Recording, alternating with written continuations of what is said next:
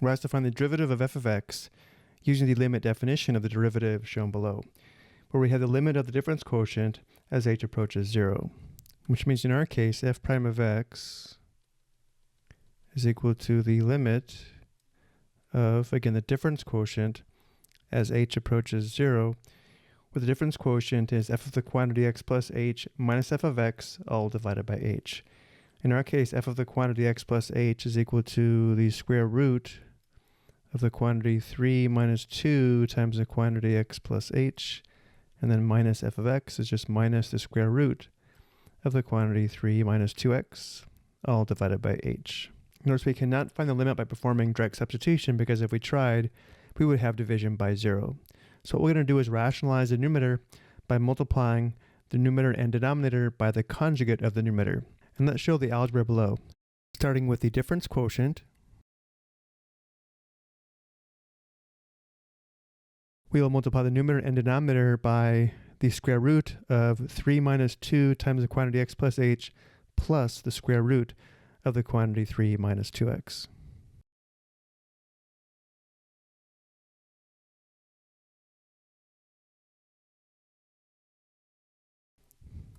Multiplying the conjugates in the numerator,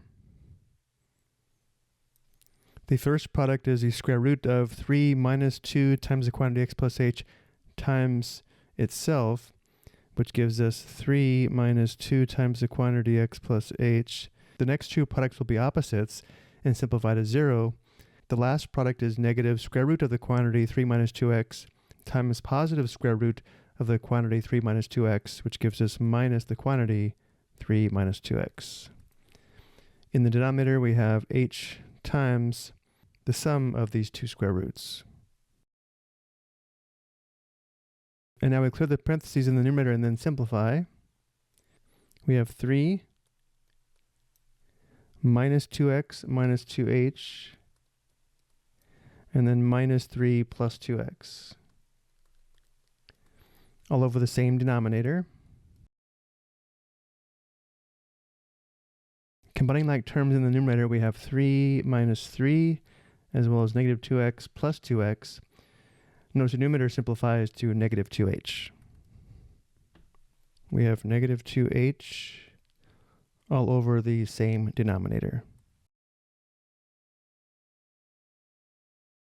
Notice in this form, we can see we have a common factor of h between the numerator and denominator.